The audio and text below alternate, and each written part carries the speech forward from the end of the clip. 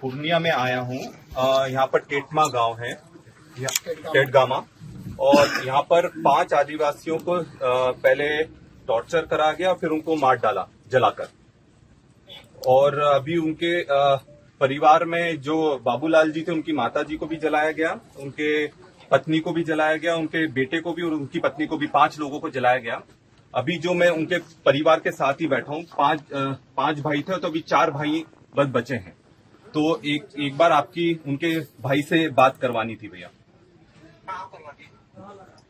राहुल गांधी जी बात करेंगे। हेलो, नमस्कार, बोलिए सर। कैसे आप क्या हो भैया? सर रामदेव का था पहले, पुराना रामदेव का था ना सर, लड़का। तो बितरा उतरा मैं सब अलगाने गया था नगर का। उसके बाद आया, खाना वाना खाया, फिर गया, फिर बयारी तरफ गया। बयार तरफ गया तो क्या हुआ, उसका लड़का का मम्मी का हाथ में कटिया था, कटिया से मारा बोलता है।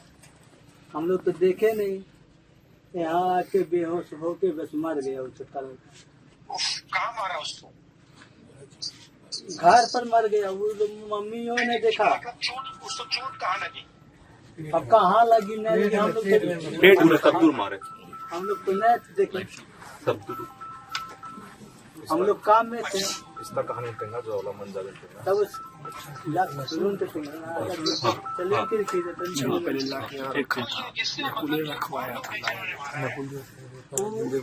परिवार में अपना लड़का को मारा। पहले उस घटना हुआ तो बोला कि 5 भाई को मार देंगे। तो एक ही परिवार में, जैसे कि उधर से वो लोग बगल का पड़ोसी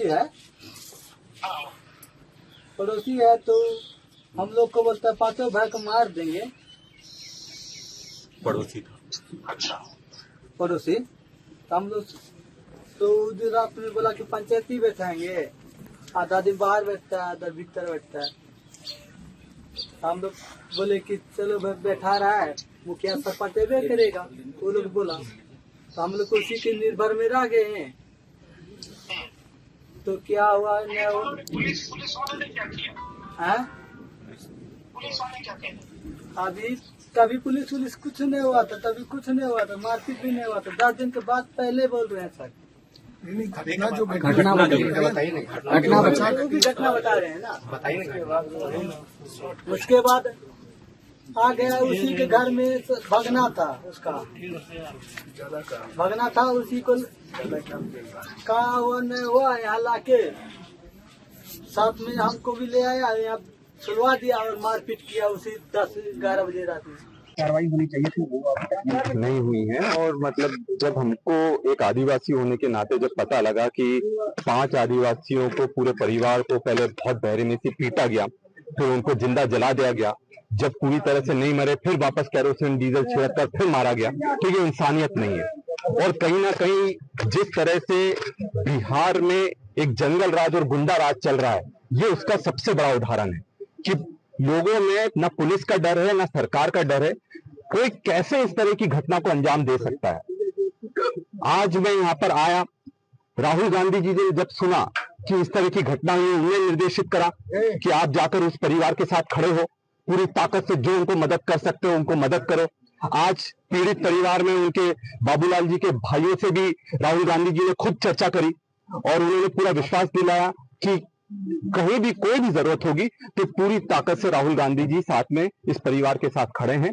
पर जो भी ये टेटगामा गांव में हुआ, ये मानवता के लिए शर्मसार करने देने वाली घटना है। और हमारे आदिवासियों के साथ जब इस तरह की घटना होती है तो कहीं ना कहीं सिर्फ पूर्णिया का ही आदिवासी विचलित नहीं होता है, पूरे देश का आदिवासी विचलित होता है। और आज यहाँ आकर इनको थोड़ी हिम्मत देने का काम हम लोगों ने करा है। और क्योंकि हमारे परिवार का एक हिस्सा है, हम कोशिश कर रहे हैं कि जो भी इनको आर्थिक सहायता और जो भी मदद कर सके वो पूरा हम प्रयास कर रहे हैं। और राहुल गांधी जी विशेषकर इस पूरे जो प्रकरण हुआ है उसको खुद देख रहे हैं। और अगर संसद में भी इस आवाज को उठाना पड़ेगा, तो राहुल गांधी जी पूरी ताकत से उठाएंगे। आज के दौर में भी इस तरह की शर्मनाक घटनाएं हो रही है, क्या लग रहा है कहीं इसके पीछे? देखिए, बहुत शर्मसार बात है कि जिस तरह से बड़ी बड़ी विकास की बात करते हैं आदिवासियों की, भाजपा की सरकार करती है कि आदिवासियों का विकास हो रहा। आप यहाँ आकर देखते हैं तब आपको समझ में आएगा कि बस टपरा है रहने के लिए। आप इनके रूम में जाकर देखेंगे तो एक पलंग से ज्यादा की जगह नहीं है उसके रूम में। तो अधिकार कहाँ मिल रहा है? अधिकार तो कुछ भी नहीं मिल रहा है और शोषण अति हो रहा है। तो अगर पढ़ाई लिखाई कम होगी और अगर शोषण होगा और पुलिस का कहीं डर नहीं रहेगा, जंगल राज रहेगा, गुंडा राज रहेगा, तो फिर आदिवासियों का भला कहाँ होना है? और ये हकीकत आज के बिहार की है। अभी राहुल गांधी जी अभी बात की है कॉल पर, क्या आश्वासन मिला है इन लोगों को? राहुल गांधी जी ने इनको पूरा विश्वास दिलाया है कि कोई भी मदद की जरूरत होगी हम लोग व्यक्तिगत रूप से भी मदद करेंगे, पर राहुल जी ने विशेष कर बोला है कि मेरी तरफ से जो भी मदद करना होगी मैं करूंगा और पूरी ताकत से इनके लिए जो भी लड़ाई लड़ना पड़ी आगे लड़ेंगे। सर, अब तक की कार्रवाई से आप कितना संतुष्ट हैं? देखिए, अब तक की जो कार्रवाई हुई है उससे हम संतुष्ट नहीं है, क्योंकि जिस तरह से परिवार को, इनके भाइयों को डराना धमकाना और जो धमकियां आ रही हैं, वो उस चीज को रोकने के लिए यहाँ पे पुलिस बल बढ़ाया जाना चाहिए और इनको खाने पीने की भी व्यवस्था करना चाहिए। न तो ये परिवार सिर्फ थोड़ा सा अनाज देने से काम नहीं चलेगा, कम से कम सुनिश्चित करना चाहिए, क्योंकि देखा जाए तो यहाँ पर पूरा डर का एक माहौल है। पहले ये भी डरे हुए थे, क्योंकि जिस तरह से जब पूरी घटना हुई इनको तलवार की नोक पर रखकर कहीं फोन करने नहीं दिया गया, डराया गया, कहीं भी कुछ अगर फोन करोगे तो तुम्हें मार डालेंगे। तो इस तरह की घटनाएं आगे भी हो सकती है। तो ये चीज को, ऐसी घटना आगे ना हो, इसको प्रशासन को सुनिश्चित करना चाहिए कि इनका पालन पोषण की पूरी जवाबदारी बिहार सरकार की है और यहाँ के प्रशासन की है।